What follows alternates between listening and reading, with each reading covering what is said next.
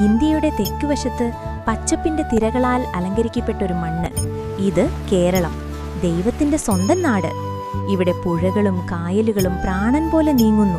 ഓരോ നൂലാമാലയും പ്രകൃതിയുടെ കാവ്യമാണ്. ഒരു മത്സ്യത്തൊഴിലാളിയുടെ കയ്യിൽ നിന്നാണ് ഇവിടെ രാവിലെ ആരംഭിക്കുന്നത്. സമുദ്രത്തിന്റെ കഥകൾ നെറ്റിലൂടെയാണ് അവൻ ചുറ്റുന്നത്. ആഘോഷങ്ങളും ആത്മീയതയും ചേർന്ന് ഇവിടെ ഒരു ദൈവിക സ്നേഹം നിറയുന്നു.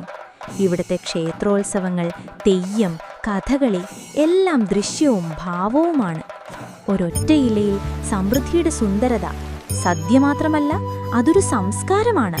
ആരോഗ്യത്തിൻ്റെയും ആത്മസാന്ത്വനത്തിൻ്റെയും ആയുർവേദത്തിലൂടെയും യോഗത്തിലൂടെയും ഈ മണ്ണ് നമ്മെ മാടി വിളിക്കുന്നു.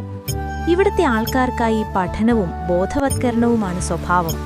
പകൽ കടന്നുപോകുമ്പോൾ ഒരുപാട് കഥകൾ ഈ മണ്ണ് കാതിൽ പറയും. ഇത് കേരളം കാണാൻ മാത്രം ഒരു സ്ഥലമല്ല, അനുഭവിക്കേണ്ട ഒരു ആത്മാവാണ്.